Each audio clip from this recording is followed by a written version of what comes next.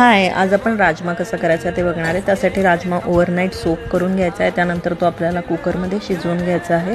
त्यासाठी आपल्याला तो 25 ते 30 मिनिटं त्याच्या शिट्ट्या करायच्या आहेत। त्यामध्ये सगळे गरम मसाला, खडा गरम मसाला, धने जिरे पावडर, हळद, लाल तिखट, मीठ हे सगळं टाकून आपल्याला तो वाफवून घ्यायचा आहे। त्यानंतर मिक्सरमध्ये टोमॅटो, आलं, लसूण, खडा गरम मसाला, लवंग, मिरी याची मी प्युरी करून घेतलेली आहे। त्यानंतर तुपामध्येच हा आपल्याला करायचा आहे। तुपामध्ये सुक्या लाल मिरच्या, जिरी, हिंग, त्यानंतर कांदा 2, त्यानंतर हे जे आपण टोमॅटोची प्युरी वाटली होती ती, त्यानंतर पुन्हा लाल तिखट, धना जिरा पावडर, गरम मसाला पावडर, थोडीशी आमचूर पावडर हे आपल्याला टाकायचं आहे आणि त्यामध्ये जो शिजवलेला राजमा आहे तो टाकायचा आहे।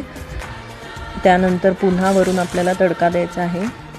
लाल तिखट, आपल्याला जर तिखट हवं असेल तर थोडं लाल तिखट, लाल मिरच्या आणि हा जो आपण बासमती तांदूळ आहे त्याचा राईस केलेला आहे, थोडासा खडा गरम मसाला टाकून त्यासोबत हा खायचा आहे। अगदी छान होते ही रेसिपी, नक्की ट्राय करून बघा। तर आपलं राजमा चावल रेडी आहे। थँक्यू। जरा रुक जा,